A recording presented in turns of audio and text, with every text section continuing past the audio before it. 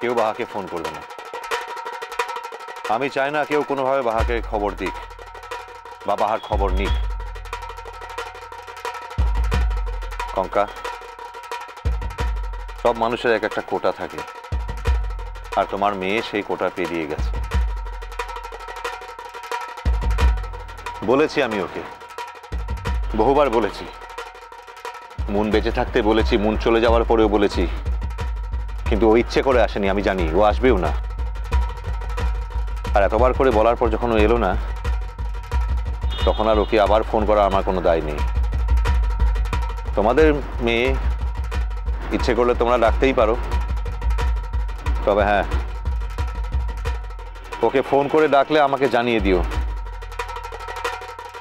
আমি মনের শেষ কাজ এখানে করব না, ওকে নিয়ে আমি কলকাতায় চলে যাব।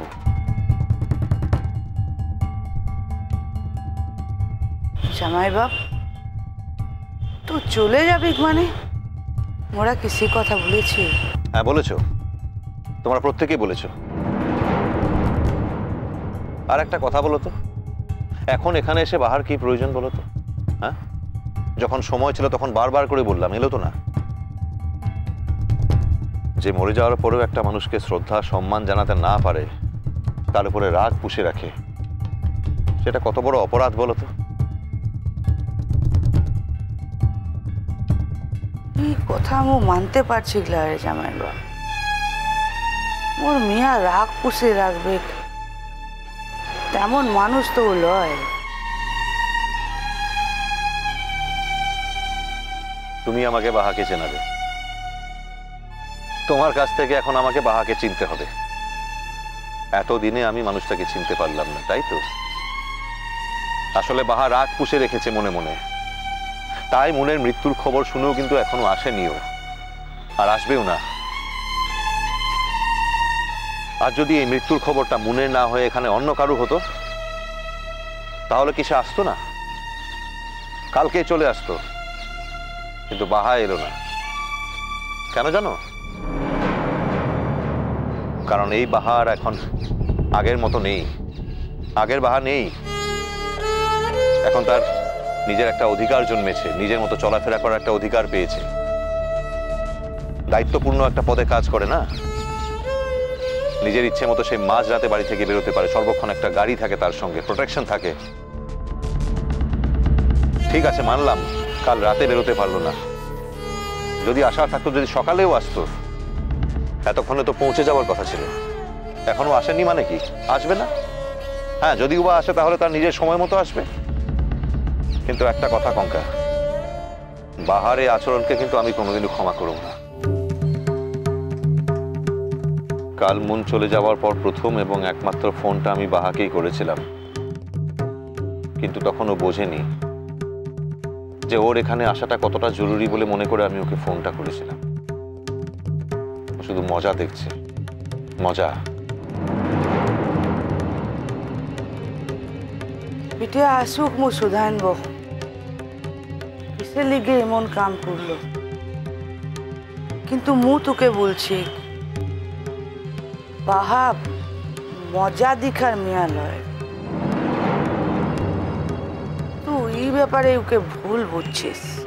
যা বোঝার আমি বুঝেছি, যা জানার জেনেছি, নতুন করে আর কিছু বোঝার নেই।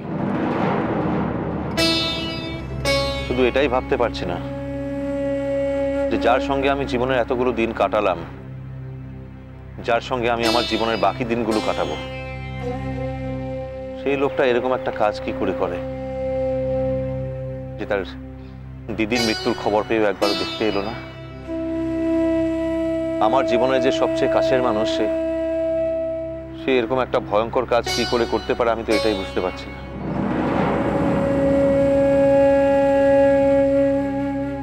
ধনা, মঙ্গলু, আমরা আর কারোর জন্য ওয়েট করব না। আরো বেশি ওয়েট করলে কিন্তু বডিটা নষ্ট হতে শুরু করবে। কিন্তু বললাম তো, আমরা কারোর জন্য অপেক্ষা করব না।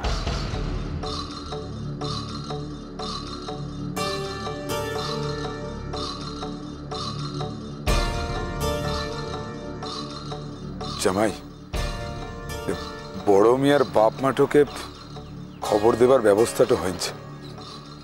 ই তো উয়াদের মিয়া, শেষবারের মতো তাদের মিয়াটাকে দেখার অধিকারটা দেওয়া উচিত হবে। এই কথাগুলো বলতে তোমাদের লজ্জা করছে না? হ্যাঁ, আচ্ছা মানলাম যদি খবর পেয়েও থাকে, তাহলে এখনো এলো না কেন? কেমন বাপ মা তারা যে নিজের মেয়ে মারা যাওয়ার খবর পেয়ে এখনো আসতে পারলো না? বলো। বেঁচে থাকাকালীন তো নানান ভাবে উত্তক্ত করেছে মেয়েটাকে, একটু শান্তিতে থাকতে দিল না। আরে মারা যাওয়ার পর অন্তত আসুক, শেষ সম্মানটুকু জানাতে, শেষ যাত্রায় সঙ্গে থাকতে। কিন্তু না, আসবে না। আমি তাদের খুব ভালোভাবে চিনি, মিলিয়ে নিও আমার কথা, তারা আসবে না কিছুতেই। টুকু সময় দেখা উচিত, অপেক্ষা করা উচিত, ওরা আসছে কিলা। এখান থেকে আর কেউ ফোন করবে না। কালকে ফোন করে জানিয়েছিল মনের খবরটা। মোরা বলবো ভেবেছিলাম রে জামাই, ও বাহাটো বললো কি মোরা যাতে ওদিকের কিছু লা বলি, ও নিজেই কোথাটো বলবে, তাই। ও, তোমরা জানাবিনি, সেটাও বাহার ভরসায় রেখে দিয়েছে। বাহ, ভারী অদ্ভুত। মোরা তো বলতেই চেয়েছিলাম, ও বাহামুনি লাটো করলো। তা থামো, তোমাদের সকলকে বোঝা হয়ে গেছে আমার, আর কোনো কথা বলার দরকার নেই। এমন সময়তে মাথা ঠান্ডা রাখ জামাই বাপ। সকলের পড়তে ঘুষা করেছিল, এটাও তো হতে পারে বাহা ওদিকের খবর দিতে যেছে। ইটিয়াকে এমন দায়িত্ব জ্ঞানহীন ভাবেছিল।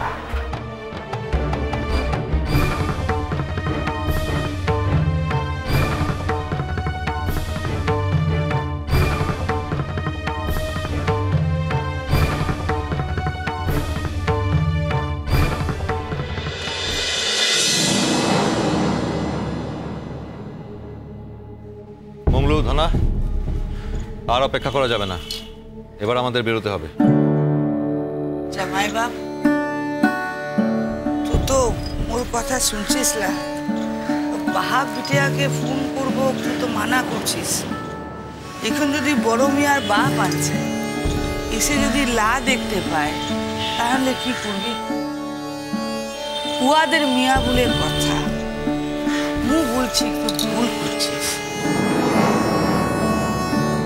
শোনো কঙ্কা, সকলে চোখে আঙুল দিয়ে দেখিয়ে দিয়েছে যে মুনের এই পৃথিবীতে আমি ছাড়া আর আপন বলে কেউ নেই। কার জন্য ওয়েট করবো আমরা? কেন এখনো যখন কেউ আসেনি? আর পৃথিবীতে কোন বাবা মা নিজের মেয়ে মারা যাওয়ার খবর পেলে সকাল গড়িয়ে দুপুর অব্দি পৌঁছতে না পারে বলো তো?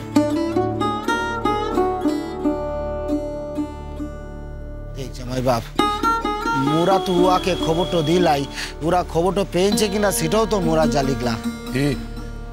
বাহার তো খবরটা দিবার কোথাটা ছিল, কিন্তু উত্তরাতেও খবরটা দিতেও পেরেছে কিনা সেটাও মোরা জানিগলাই। এছাড়া বড় মিয়ার বাপ তো সকল সময় শহরটাতে থাকে লালা, সারা দুনিয়াটাতে ঘুরেটো বেড়ায়, তার লেগেই বলছি তোকে। শোনো, যদি সকালেও বেরোতো তাহলে এতক্ষণে পৌঁছে যাওয়ার কথা। এখনো যখন পৌঁছতে পারেনি, তার মানে কি বোঝায়? যে ওরা কেউ আসবে না। আমি বলছি কেউ আসবে না। জামাই বাপ, সুধা একটু বারের লিগো বাহামণি তোকে ফোনটা করতে দে। ওরা কেউলা আসতে পারে, কিন্তু মুদিকের বাহামণি আসবে ক্লা, এটা কোনোদিনের লিগে হবে ক্লা। মুদিকের বাহামণি তোমার মিয়া লয় রে, ও লাসার মতো অল্লায় কামটো কোনোদিনের লিগে করবে ক্লা। আসলে কি বলতো, ও বাহামণির তো মনটা ভালোটো লাই লয়। মোর মনতে লিছে ওরা বেলাতে বাহারটো হইনছে, তার লিগকে এখানটোতে পৌঁছাইতে দেরিটো হইন যাচ্ছে, কিন্তু বাহামণি আসবে। মিষ্টি কুটু মিষ্টি কুটু মিষ্টি কুটু।